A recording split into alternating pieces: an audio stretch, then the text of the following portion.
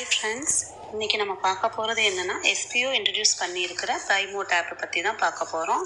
பைமோட் ஆப்பில் பார்த்தீங்கன்னா grocery, skin care product, hair oil இந்த மாதிரி வீட்டுக்கு தேவையான ப்ராடக்ட்ஸை வாடிக்கையாக கொடுத்துட்ருக்காங்க. இதில் நாம் டெய்லி யூஸ் பண்ணுற ப்ராடக்ட் நிறைய கிடைக்குது. சர்ச்சில் பிளான் நேம் கொடுத்தாலே போதும், நமக்கு தேவையான ப்ராடக்டை சர்ச் பண்ணி வாங்கிக்கலாம். இன்னொன்று என்னென்னு பார்த்தீங்கன்னா டீல்ஸ்னு ஒரு ஆப்ஷன் இருக்கும். அதை கிளிக் பண்ணி போனோம்னா 1000 rupees ப்ராடக்ட் 100 rupees வாங்கிக்கலாம். டீல்ஸில் நிறைய ஆஃபர் கிடைக்குது. வெளியில் போய் எந்த பொருளும் வாங்க தேவையில்லை, வீட்டில் இருந்தால் பர்ச்சேஸ் பண்ணிக்கலாம். நெக்ஸ்ட் லெஃப்ட் சைடில் 3 கோடு இருக்கும்.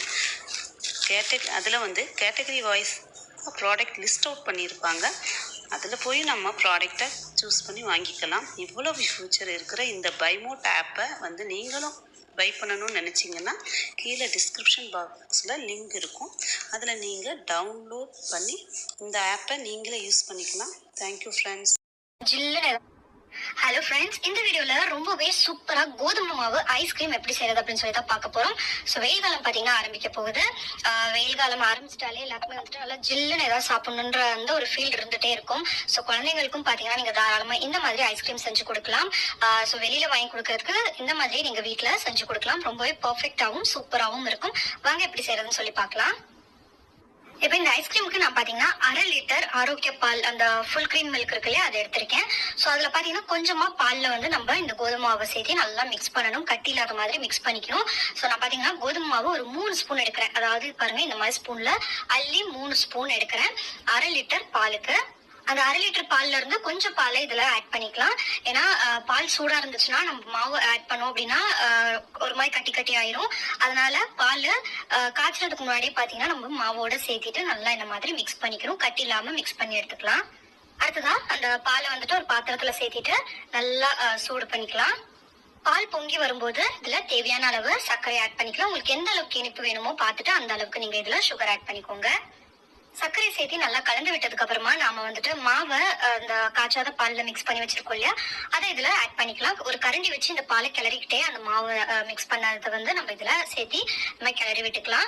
கிளறி விட்டு இந்த பால் நல்லா பொங்கி வரும். இந்த நம்ம சேர்த்துன இந்த மாவோட சேர்த்திட்டு பொங்கி வரும். அது வரைக்கும் நம்ம லோ ஃப்ளேம்லயே கிளறி கொடுத்துட்டு இருக்கலாம். பாருங்க, நல்லா இந்த அளவுக்கு பொங்கி வந்ததுக்கு அப்புறம் நம்ம கேஸை ஆஃப் பண்ணிட்டு இதை நல்லா ஆற விட்டுறலாம். இப்போ இது பார்த்தீங்கன்னா நல்லா ஆறிடுச்சு. இப்போ இதை மிக்சி ஜார்ல சேர்த்திட்டு நல்லா ஒரு அடி அடிச்சுக்கலாம். இப்போ இது க்ரீம் மாதிரி ஆயிரும். பாருங்க, மிக்சியில சேர்த்தி நல்லா ஒரு அடி அடிச்சதுக்கு அப்புறம் அது நல்லா ஒரு திக்கான க்ரீம் மாதிரி ஆயிடுச்சு பாருங்க. இப்போ இதுக்கு மேல ஃபாயில் கவரோ இல்லை ஏதாவது டைட்டான மூடி இருந்துச்சுன்னா போட்டுட்டு கேப்பே இல்லாத மாதிரி இதை மூடிடணும். மூடிட்டு நம்ம ஃப்ரீசர்ல ஒரு 2 மணி நேரம் வச்சிடலாம்.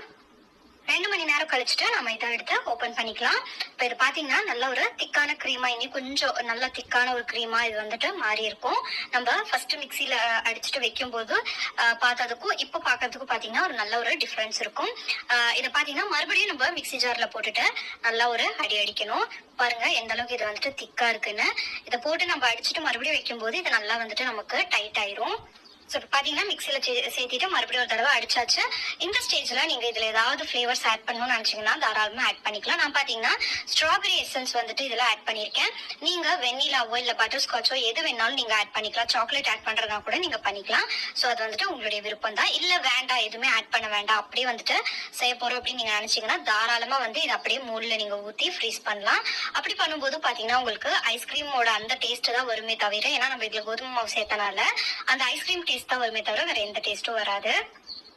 ஸோ பார்த்தீங்கன்னா எசன்ஸ் சேர்த்தி மறுபடியும் மிக்சியில் ஒரு அடி அடிச்சுட்டு இதில் நம்ம இந்த மூடில் நான் ஐஸ்கிரீம் டப்பாவே எடுத்து வச்சிருந்தேன், அதில் ஊற்றிக்கிறேன். நீங்கள் ஏதாவது கிண்ணத்தில் ஊற்றினதா கூட ஊற்றிக்கலாம். அதை ஊற்றிட்டு நல்லா டைட்டாக கவர் பண்ணிட்டு நம்ம இதை எடுத்து ஃப்ரீசரில் வச்சிடலாம். கிட்டத்தட்ட ஒரு 6 to 7 மணி நேரம் அப்படியே விட்டுடலாம். இப்போ பார்த்தீங்கன்னா நான் நைட்டு வச்சேன், காலையில் எடுக்கிறேன். இப்போ நம்மளோட அந்த ஐஸ் பார்த்தீங்கன்னா நல்லா கரெக்டாக ஃபுல்லாக அதில் செட் ஆயிடுச்சு. இப்போ நம்ம தாராளமாக இதை எடுத்து சாப்பிட்லாம். ரொம்பவே டேஸ்டியாக இருக்கும். ஸோ நீங்களும் பார்த்தீங்கன்னா கண்டிப்பாக வீட்லேயே கோதுமை மாவு வச்சு இந்த ஐஸ்கிரீமை ட்ரை பண்ணி பாருங்கள். ட்ரை பண்ணி பார்த்துட்டு எப்படி இருந்ததுன்னு சொல்லுங்கள். அண்ட் மறக்காமல் நம்மளோட சேனலுக்கு சப்ஸ்கிரைப்